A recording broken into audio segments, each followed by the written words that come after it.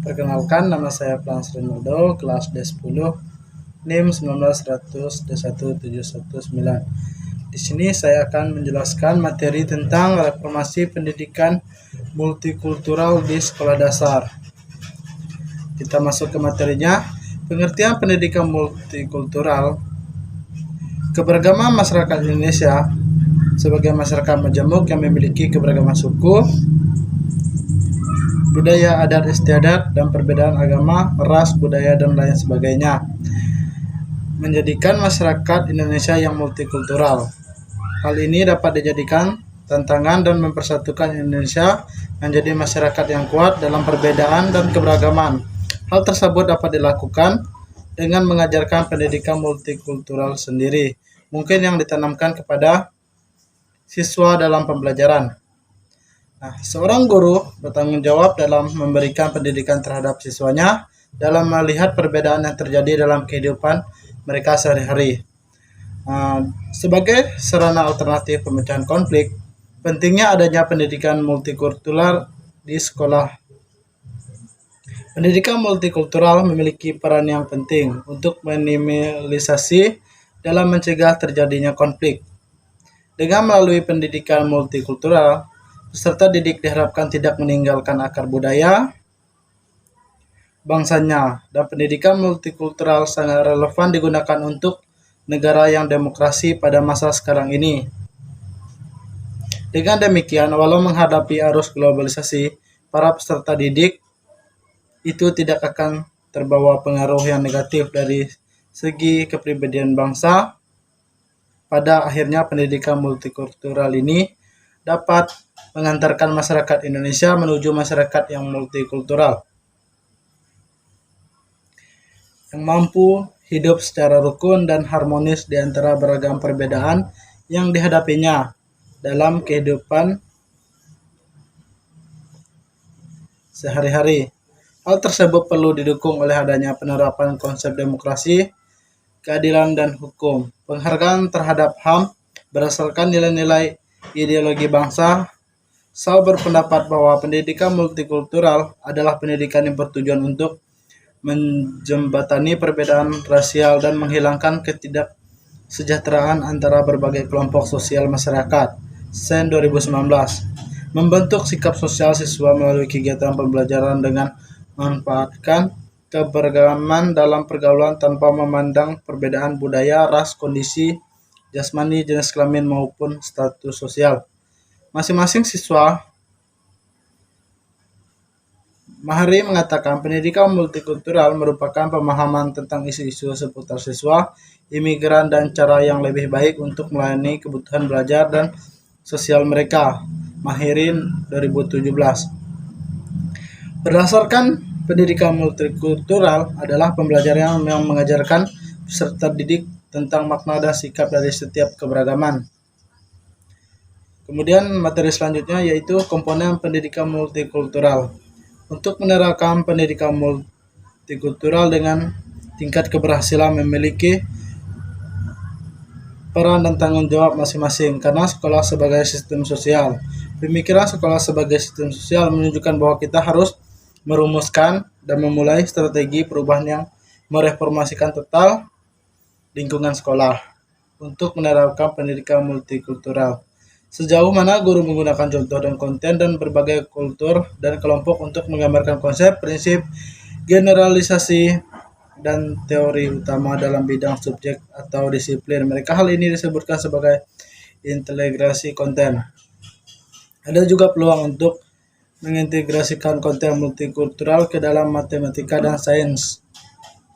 Namun peluangnya tidak sebanyak yang ada dalam studi sosial, seni, bahasa, dan musik. Proses konstruksi pengetahuan berkaitan dengan sejauh mana guru memiliki tanggung jawab utama dan alam penelitian ini juga terlihat bahwa pendidikan guru dan sikap positif guru terhadap pendidikan multikultural memiliki peran penting untuk hidup dan merasa toleransi, menjadikan damai dan penuh rasa saling menghormati untuk menerima semua identitas dengan kekayaannya budaya mereka tanpa takut akan pemisahan. Pengurangan prasangka menggambarkan pelajaran dan kegiatan yang digunakan Guru untuk membantu siswa mengembangkan sikap positif terhadap berbagai kelompok ras, etnis, dan budaya. Pedagogi, akuitas guru dalam setiap disiplin ilmu dapat menentukan sejauh mana mereka mencerminkan masalah dan kekhawatiran multikultural dan menganalisis prosedur dan gaya pengajaran mereka.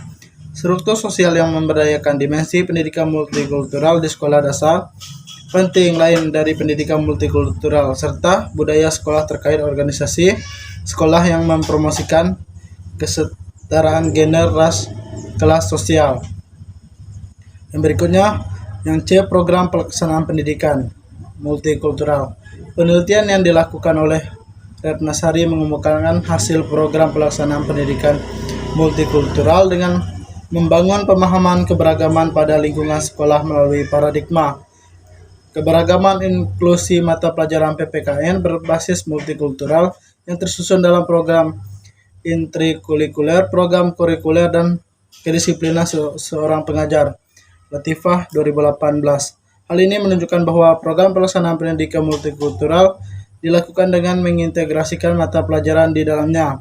Pada pelaksanaan kegiatan mengajar pendidikan multikultural juga harus diajarkan di ruang kelas sekolah dan agar membangun kesadaran kritis siswa dan guru tentang apa yang terjadi saat ini.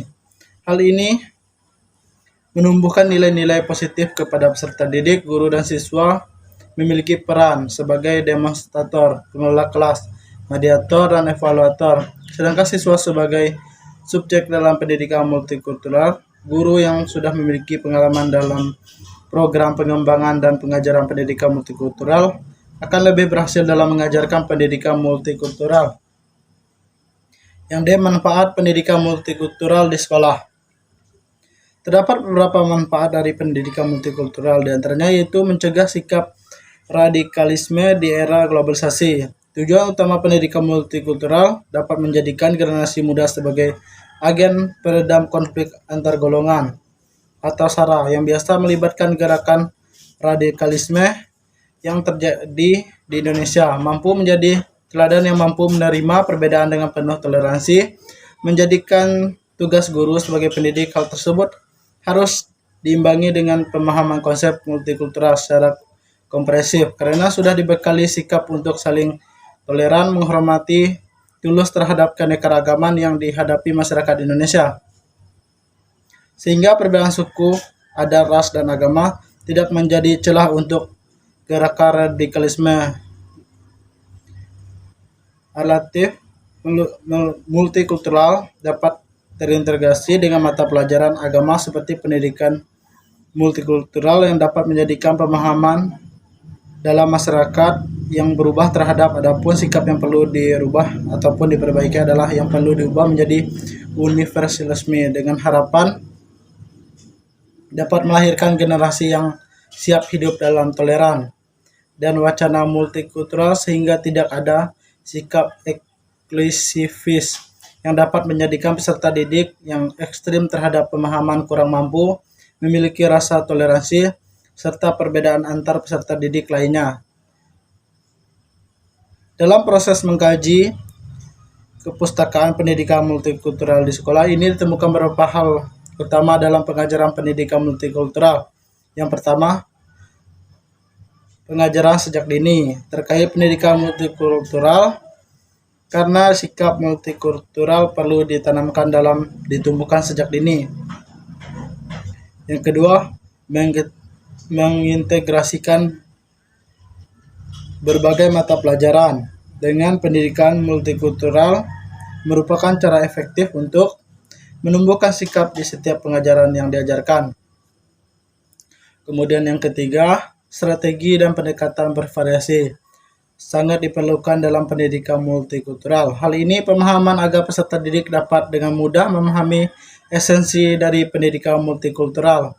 Sebagai contoh, negeri Thailand menerapkan program pendidikan bilingual yang terintegrasi dengan pendidikan multikultural.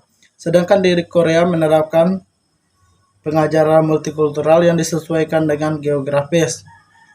Yang keempat, peran guru sebagai pengajar merupakan ujung tombak keberhasilan dalam pendidikan multikultural, karena peserta didik akan mudah mencontoh, teladan, dan berperilaku sesuai dengan tindakan yang dilakukan oleh guru. Hal ini sesuai dengan pengembangan profesi guru. Melalui kegiatan pengembangan pendidikan multikultural dapat menjadikan pembelajaran lebih bermakna.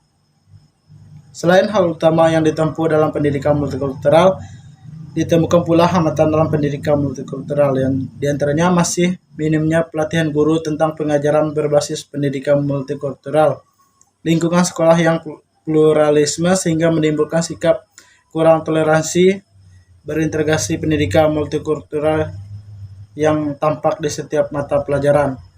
Nah, sekian penyampaian dari materi saya. Saya ucapkan terima kasih.